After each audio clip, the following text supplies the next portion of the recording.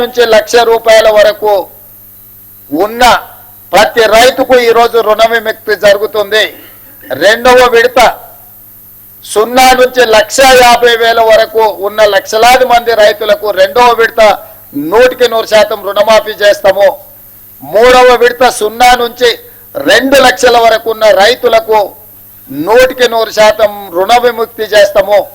3 విడతలలో 31,000 కోట్ల రూపాయలు ఆగస్టు నెల పూర్తి కాకముందే మీ ఖాతాలలో నగదు చేసి ఎలాంటి నిబంధనలు లేకుండా కొంతమంది రైతు రుణమాఫీకి రేషన్ కార్డు కావాలని అడుగుతుంది ప్రభుత్వం అపోహలు సృష్టిస్తున్నారు. లక్షలాది మంది రైతు వేదికలలో ఎక్కడైతే హాజరైనరో రేషన్ కార్డు కుటుంబాన్ని గుర్తించడానికి మాత్రమే, రైతు రుణమాఫీ చేయడానికి రేషన్ కార్డు ప్రాతిపదిక కాదు. రైతు రుణమాఫీ చేయడానికి ప్రాతిపదిక మీకు భూమి ఉండాలి, భూమికి పాస్బుక్ ఉండాలి. పాస్బుక్ బ్యాంకులో పెట్టి మీరు రుణం తెచ్చుకుంటే, రైతు రుణం తెచ్చుకుంటే ఆ రుణాన్ని మాఫీ చేస్తాము. రుణమాఫీకి కొలబద్ద పాస్ పుస్తకమే తప్ప రేషన్ కార్డు కాదు. గ్రామాలలో ఉన్న మీ మిగతా రైతులందరూ కూడా కొంతమంది దొంగలు ఏదైనా దొంగ మాటలు చెప్తే నమ్మొద్దు అని చెప్పి స్పష్టంగా వాళ్ళకు ఒక అవగాహన కల్పించండి. ప్రతి రైతుకు ఉన్న అప్పును మాఫీ చేయడానికి అవసరమైన అన్ని చర్యలు చేపడుతున్నాము. ఏదైనా సాంకేతిక లోపం వస్తే మీ సంబంధిత బ్యాంకు అధికారి దగ్గరికి వెళ్ళండి, వాళ్ళు సంపూర్ణంగా సహకరిస్తారు. ఈ రోజు అధికారులు కూడా ఈ సమావేశంలో ఉన్నారు.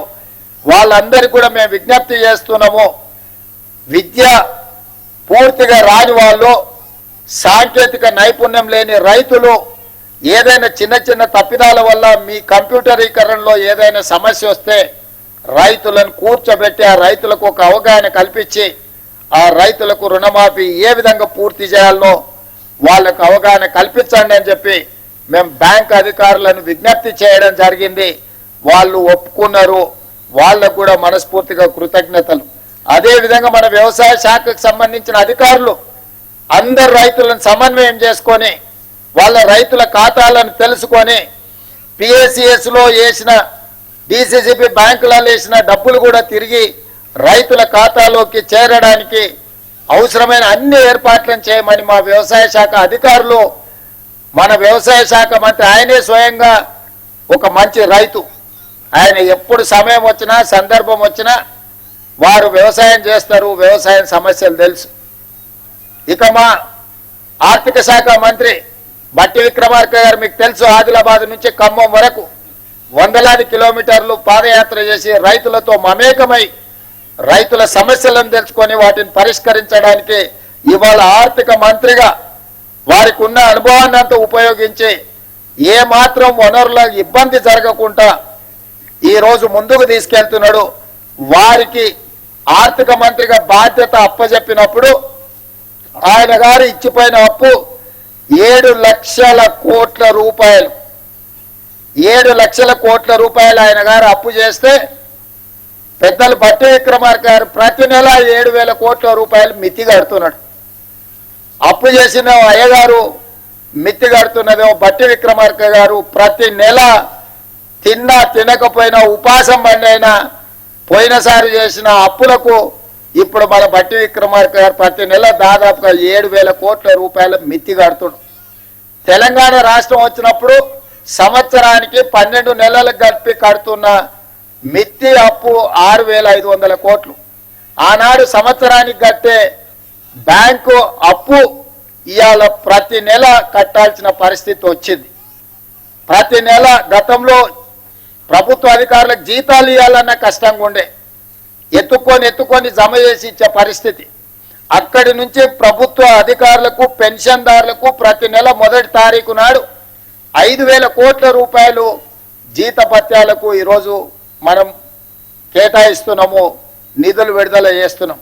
సరిగ్గా 7 నెలలు మనం మహాలక్ష్మి కానీ, గృహజ్యోతి కానీ, రాజీవ్ ఆరోగ్యశ్రీ కానీ ఇట్లా వివిధ ఖాతాలకు వివిధ మన 6 గ్యారంటీలలో అమలు చేసిన 5 గ్యారంటీలకు ఇప్పటి వరకు 29,000 కోట్ల రూపాయలు మన ప్రభుత్వం ఖర్చు పెట్టింది.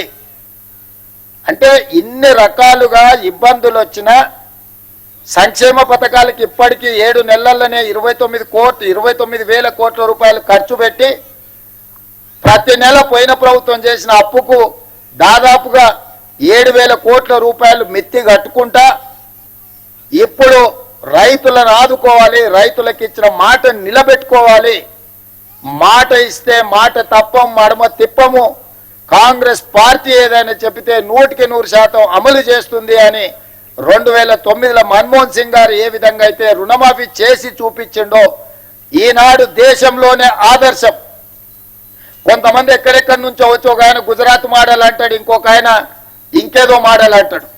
ఇవాళ ఈ దేశంలో ఉండే కోట్లాది మంది రైతులకు, రాజకీయ పార్టీలకు తెలంగాణ మోడల్ ఆదర్శంగా నిలబడబోతుంది. తెలంగాణ రాష్ట్రం మాట ఇచ్చి రైతులకు 2 లక్షల రూపాయల రుణమాఫీ ఏకకాలంలో అధికారంలోకి వచ్చిన మొదటి 8 నెలల లోపలనే శ్రీమతి సోనియా గాంధీ గారు, శ్రీ రాహుల్ గాంధీ గారు ఇచ్చిన మాట నిలబెట్టుకొని ఈ రోజు దేశంలోనే ఆదర్శమైన ప్రభుత్వంగా తెలంగాణ మోడల్గా ఈ రోజు మనము నిలబడ్డము. వ్యవసాయం దండుగా కాదు, వ్యవసాయం పండుగని నిరూపించినాం. రైతుల కోసమే ఈ ప్రభుత్వం ఉన్నది, రైతును రాజును చేయడమే ఈ ప్రభుత్వం యొక్క లక్ష్యం. ఇది ప్రజా ప్రభుత్వం అని చెప్పి ఈనాడు మనం నిరూపించుకున్నాం. ఇవాళ దేశంలోనే మనం తలెత్తుకునే విధంగా ఈ కార్యక్రమం ఉండబోతుంది. మీ అందరి సహకారం ఉండాలి. ఆనాడు సవాళ్లు విసిరిన వాళ్ళకి నా విజ్ఞప్తి ఒకటే, మిమ్మల్ని రాజీనామా చేయమని మేము అడగం, ఎందుకంటే మీరు ఎట్లాగో పారిపోతారు మాకు తెలుసు. కాకపోతే ఇప్పటికైనా కాంగ్రెస్ మాట ఇస్తే మాట నిలబెట్టుకుంటుంది. సోనియా గాంధీ గారు, రాహుల్ గాంధీ గారు మాట ఇస్తే అది శిలాశాసనం, ఆ మాట తప్పరు. రాజకీయ ప్రయోజనాల కోసం గాంధీ కుటుంబం మాట ఇవ్వదన్న సంగతిని మీరు గుర్తుపెట్టుకోవాలి. మీలాంటి మాటలు గాంధీ కుటుంబం ఇవ్వదు. ఈరోజు మనమందరం శ్రీ మల్లికార్జున్ ఖర్గే గారు, శ్రీమతి సోనియా గాంధీ గారు, శ్రీ రాహుల్ గాంధీ గారికి మీ అందరి తరఫున, తెలంగాణ రాష్ట్ర రైతాంగం తరఫున వారికి కృతజ్ఞతలు తెలియజేసే ఏకగ్రీవ తీర్మానం మనం ఈ సమావేశంలో ప్రవేశపెడుతున్నాం. ఈ రైతు వేదికల దగ్గర ఉన్న వేలాది మంది రైతులు అందరూ కూడా పెద్ద ఎత్తున చప్పట్లతో వారికి అభినందనలు తెలియజేస్తూ, కృతజ్ఞతలు తెలియజేస్తూ తీర్మానం ప్రవేశపెడుతున్నాం. ఆ తీర్మానానికి అనుకూలంగా ఇక్కడున్న పెద్దలందరూ, అక్కడ రైతు వేదికలలో ఉన్న రైతులందరినీ కూడా ఆమోదించాల్సిందిగా, చప్పట్లు కొట్టాల్సిందిగా మీకందరికీ నేను విజ్ఞప్తి చేస్తున్నా. అదేవిధంగా ఈ కార్యక్రమంలో పాల్గొన్న ఎమ్మెల్యేలు, ఎమ్మెల్సీలు, ఎంపీలు, ఈ కార్యక్రమంలో పాల్గొన్న వివిధ ప్రాంతాలలో మంత్రులకు కూడా నేను అభినందనలు తెలియజేస్తున్నా. ఈ కార్యక్రమాన్ని విస్తృత స్థాయిలో గ్రామాలలో గ్రామ సభలు పెట్టి ప్రజలకు చేరవేయండి. ఎవరికైనా అవగాహనలో లోపం ఉంటే కాంగ్రెస్ పార్టీ కార్యకర్తలు రైతులకు సహకరించి, రైతులను సమన్వయం చేసి బ్యాంకుల దగ్గరికి తీసుకెళ్లి వాళ్ళకు సహాయంగా ఉండి వాళ్ళ రుణమాఫీ జరిగే విధంగా మీరు ముందుకు వెళ్ళాలి అని చెప్పి మా సహచార శాసనసభ్యులకు, శాసనమండలి సభ్యులకు, పార్లమెంట్ సభ్యులకు నేను సూచన చేస్తున్నా. ఇంకొక మాట, ఎల్లయ్య గారు చెప్పినట్టుగా వారి సూచన మేరకు ఈ నెలాఖరులో శ్రీ రాహుల్ గాంధీ గారిని ఒక గొప్ప బహిరంగ సభ, అభినందన సభ, కృతజ్ఞత సభ వరంగల్లో ఏర్పాటు చేసుకుందాం. మీరందరూ లక్షలాదిగా తరలి వస్తామని చెప్పి మీరందరూ మాట ఇవ్వండి. మీ తరఫున 2-3 రోజుల్లోనే నేను, ఉప ముఖ్యమంత్రి గారు, ఇతర మంత్రివర్గ సహచరులు అందరం వెళ్ళి రాహుల్ గాంధీ గారిని ప్రత్యేకంగా ఆహ్వానిస్తాం. ఏ వరంగల్ మైదానంలో, ఏ వరంగల్ గడ్డ మీద తెలంగాణ రైతాంగానికి మాట ఇచ్చినమో మాట నిలబెట్టుకున్న సందర్భంగా రాహుల్ గాంధీ గారిని ఆహ్వానించి మనం సంబరాలు చేసుకుందామని చెప్పి ఈ వేదిక ద్వారా రాష్ట్రంలో ఉన్న లక్షలాది మంది రైతులకు విజ్ఞప్తి చేస్తున్నా. మీ అందరి తరఫున రాహుల్ గాంధీ గారికి ఆహ్వానం పలకడానికి నాకు అనుమతి ఇవ్వండి అని మిమ్మల్ని అందరిని అడుగుతూ, దీనికి కూడా మీరందరు చప్పట్ల ద్వారా ఆమోదం ఇవ్వాల్సిందిగా కోరుకుంటున్నాను. మీకు అందరికీ మనస్ఫూర్తిగా ధన్యవాదాలు, కృతజ్ఞతలు మిత్రులారా.